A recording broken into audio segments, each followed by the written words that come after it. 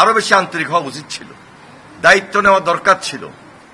যে দায়িত্বটুকু আমরা খুব দৃশ্যমান দেখি না, আর যেটা দেখেছি সেটা খুব যৎসামান্য।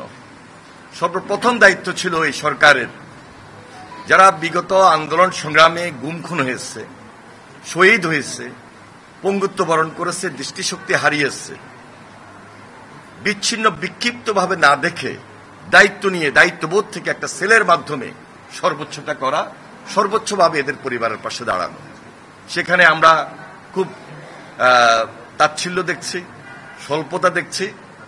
এজন্য ক্ষোভের সাথে আমি বলতে চাই, আমাদের প্রত্যাশার জায়গা থেকে দাবি এত বেশি যে এই পরিবারের পাশে সরকার অবশ্যই দাঁড়াতে হবে। আমি জানি হয়তোবা এই কথাগুলো বললে ওনারা কিছুটা রাগান্বিত হতে পারেন, তারপরও আমি বলছি, আমাদের এই দেশে আজকে যদি একটা নির্বাচিত সরকার থাকতো, প্রকৃত নির্বাচিত সরকার থাকতো, এই দায়িত্ব এড়াতে পারত না।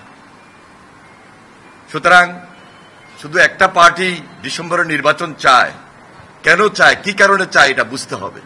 জনগণের স্বার্থে, দেশের স্বার্থে, জুলাই সর্বশেষ আন্দোলনের স্বার্থে, বিগত 17 বছর আমরা যারা ত্যাগ স্বীকার করেছি, কষ্ট করেছি, যারা গুম হয়েছে, শহীদ হয়েছে, খুন হয়েছে, পঙ্গুত্ব বরণ করেছে, দৃষ্টিশক্তি হারিয়েছে, তাদের জন্য, দেশের জন্য, এই জন্য নির্বাচন চাই। নির্বাচন চাওয়াটা কোনো অপরাধ নয়। গণতন্ত্রের স্বার্থে জোর করে, জোর গলায় নির্বাচন চাচ্ছি। কেউ যদি মাইন্ড করেন, আমি মনে করি ঠিক হবে না। তাই আমাদের এই পর্যায় থেকে আমাদের যেটা দাবি, গতকালকেও বলেছি, আজকেও বলছি, যে সবাই মিলে আমরা ফ্যাসিবাদের বিরুদ্ধে লড়েছি, আগামী দিনও লড়বো, কিন্তু গণতন্ত্রের ভিতকে শক্তিশালী রাখবো জনাব তারেক রহমানের নেতৃত্বে, জনাব বেগম খালেদা জিয়ার নেতৃত্বে। এবং আমরাও উপলব্ধি করেছি, আমরা এখানে আজকে দ্বিতীয়বারের মতো আমরা বিএনপি পরিবার উপস্থিত হয়েছি, তাদের পাশে দাঁড়িয়েছি। আমাদের ভারপ্রাপ্ত চেয়ারম্যান জনাব তারেক রহমান সরাসরি নির্দেশ দিয়েছেন, আমরা খোঁজখবর রেখেছি।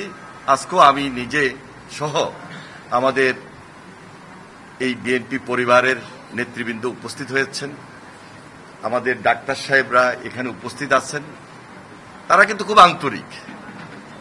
কিন্তু আমি যদি একটু বেশি বেশি আসলে বলবো না, তবে যেটা লক্ষণীয়, সরকার কেন আন্তরিক হবে না, আদৌ পাবে কিনা আমরা সন্দিহান। এমত অবস্থায় ওদের খুব যৎসামান্য যে চিকিৎসা হয়েছে, তারা কোনোভাবেই খুশি না। তাদের মধ্যে যথেষ্ট ক্ষোভ, কষ্ট আমরা দেখতে পেলাম।